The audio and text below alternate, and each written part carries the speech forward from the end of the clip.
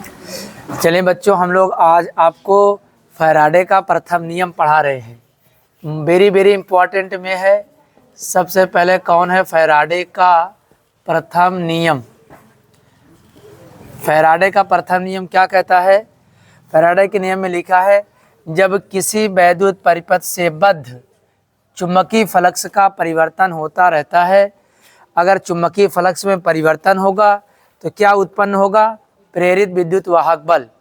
एक बात है क्लियर है, जब चुंबकीय बल की रेखाओं में परिवर्तन होगा, चुंबकीय फ्लक्स में परिवर्तन होगा, तो उसमें क्या उत्पन्न होगा?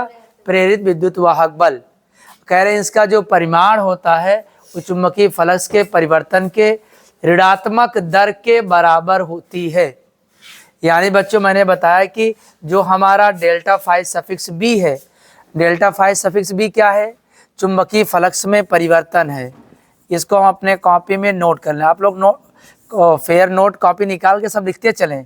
चुंबकीय फ्लक्स में परिवर्तन, चुंबकीय फ्लक्स में परिवर्तन, उसको किससे डिनोट करेंगे? डेल्टा फाई सफिक्स बी से। और जब समय अंतराल में, जब समय में परिवर्तन होगा, वहाँ लिखेंगे डेल्टा टी। तो बच्चों, इसका मतलब है ये किसके बराबर होता है?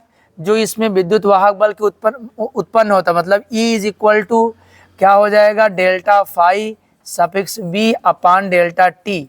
लेकिन बच्चों यहाँ क्या होगा? निगेटिव, क्योंकि मैंने बताया कि जो फैराडे का प्रथम नियम है, फैराडे के प्रथम नियम में बताया गया, जब किसी परिपथ के अंदर चुंबकीय फ्लक्स में परिवर्तन होगा, जब चुंबकीय फ्लक्स में परिवर्तन होगा तब क्या उत्पन्न होगा? विद्युत वाहक बल।